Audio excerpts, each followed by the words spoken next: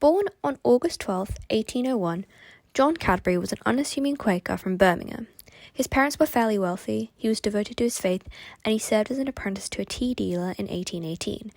But his more successful endeavour was born in 1824, when he founded Cadbury, which, at the time, was just a shop that sold tea, coffee, mustard, and, most importantly, cocoa and drinking chocolate. This was moderately profitable, but it was enough so that John could open a warehouse in 1831.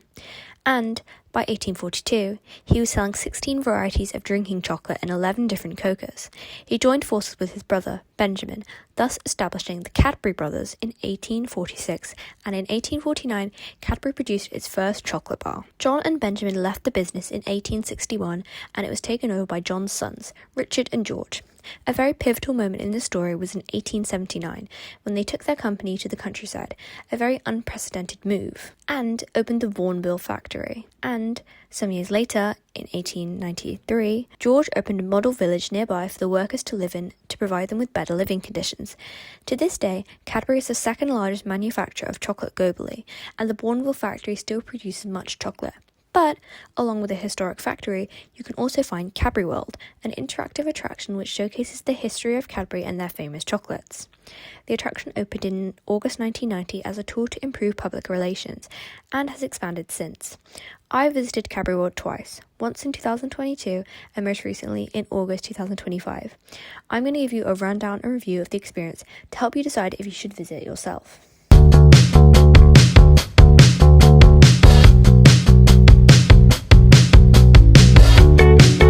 Cadbury World begins in a large entrance area that is mainly just a queue to get in.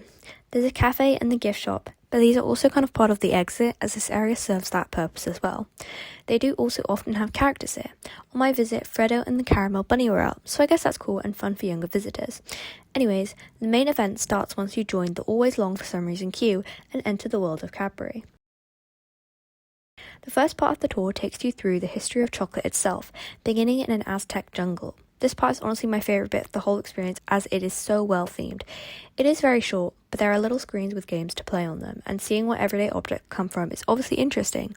The tour then shows you small scenes of ancient Egypt, a ship bound to Europe, and early modern England. This section does feature some videos which tell you of the progressing history of chocolate, so that's cool, but this whole area is relatively short for saying something that is quite big for where you are. I feel like the history of chocolate section should be a bit longer because it's really good, it just feels like it's been cut a bit short. The next area changes our story from chocolate as a whole to Cadbury, as we are placed in a replica of Bull Street, where John Cadbury's original shop was. A short video plays, which tells you the context behind the area and is overall quite nice. You are then ushered into what looks to be a regular theatre known as the Cadbury Story Zone. John and Benjamin Cadbury tell the story of the origins of the company and introduce their sons. Together they explain the move of the factory and its workers to the countryside, largely led by their Quaker beliefs. The benches also move to simulate how chocolate is made, which is slightly startling when it begins, but adds some excitement to the video. This section is pivotal to explaining the story of Cadbury, and the video, from what I remember as you're not allowed to film, was witty and informative. Exiting from the Cadbury store, you will find yourself in the manufacturing section. You are immediately greeted by some arcade-looking machines which allow you to select a Cadbury chocolate and learn about how it's made. This can be fun if you're interested in a particular chocolate, but I find it a little boring and just walk right past it myself. That will then lead you into the chocolate demonstration. Chocolatiers show guests how certain Cadbury chocolates are made, which I'm pretty sure will differ depending on when you visit.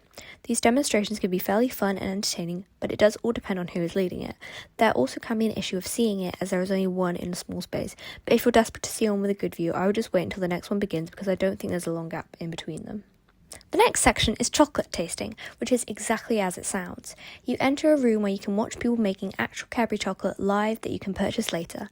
These are not general Cadbury chocolates, they are personalised items that you can only buy from Cadbury World, which could be a good or bad thing depending on who you ask. You also can, of course, eat some chocolate. This part does often receive changes as Merlin tries to save costs by giving you less chocolate.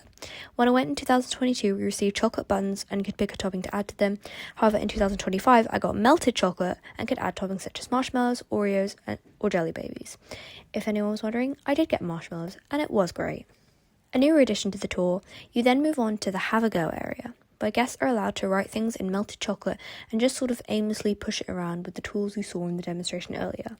This area is way less interesting as there's not really a point to what you're doing, you're just fiddling around with chocolate. Obviously, this was a Merlin edition because this, I think, misinterprets the point of Cadbury World. It's supposed to be educational and historical, but this is just chocolate. This is for the 4-year-olds and boring people who just same for Freddo and food. If you continue on the tour, you'll arrive at the Bourneville experience, which focuses on the Cadbury's unique model village for their workers. The area is essentially one large room which has facts and a model of Bourneville to educate visitors. Then you move on to some other rooms which contain a large collection of Cadbury memorabilia and artefacts. This section was quite interesting to me, specifically the museum part, as it's fascinating to see the progression of the brand identity and how it grew into the economical giant it is today. Probably my favourite area next is Advertising Avenue, the shortest section, unfortunately, which references old Cadbury adverts with iconic elements from them as displays throughout. Probably the most famous of these is the animatronic gorilla who plays the drums. This area is just so cute and wholesome and exactly what I went to Cadbury World for. It's just way too short and it feels cut off as, on busy days, it deforms into a queue for the most disappointing part of Cadbury World. In January 1997, Cadbury World added a new £1.2 million tracked dark ride called Cadabra. Although the ride was relatively simple, the scenes of chuckle beans, inspired by cocoa beans, really had charm and lit up the ride. The ride was good because it didn't feel too serious or exciting. It was relaxing and felt like an old classic. Personally, I loved taking my visits to Beanville Village when I had the chance. You can probably tell where this is going, and it was announced in February 2024 that it would close, and its replacement opened in March 2024. First of all, that's a pretty quick turnaround, which doesn't signify great things for the new ride. But I was not upset when this happened. Do you know why? Because this new ride was set to be trackless. Developed by ETF Ride Systems, Cadbury World has a trackless ride, and I really wanted to ride one, so this was exciting news. I think my hopes were a little bit too high because the ride is not completely egregious, it's just not good. Cadabra was a bit better. Cadbury Chocolate Quest is an interactive ride where guests team up with Freddo and the Button Monkeys to gather the ingredients for a chocolate bar. This did not need to be trackless. It seems a little bit like a vanity project for Merlin. It's quite interesting, it's quite cool to have a trackless ride on your portfolio. But the rest of the scenery is literally just screens and you shoot at cocoa beans and stuff.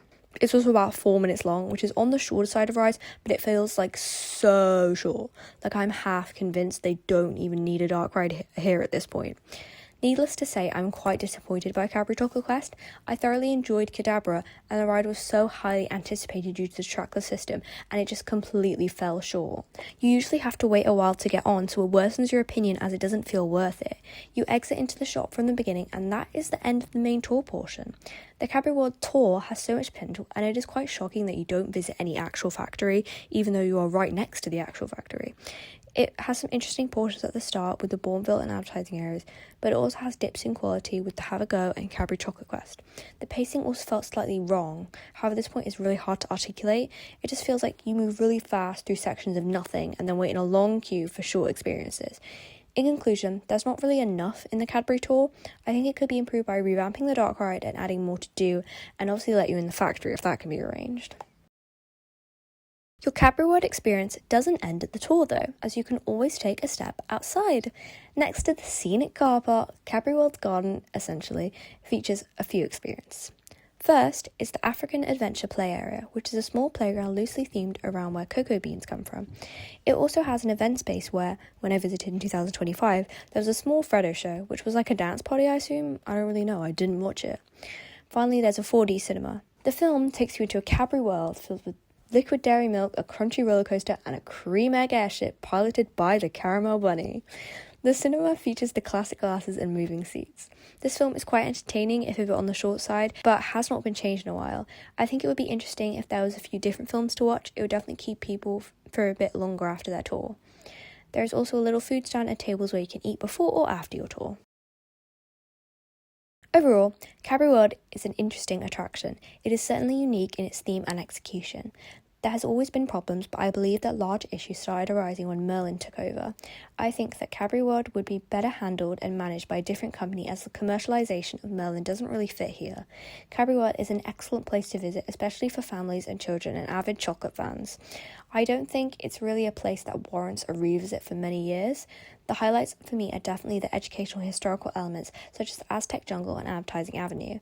The attraction as a whole has a problem with the length of things. A lot of it feels too short and rushed. There's also sections that you're in for too long that end up feeling boring. For example, the chocolate demonstration, tasting and have a go sections. I swear those grey floors and purple wall with nothing but the smell of old chocolate will haunt me.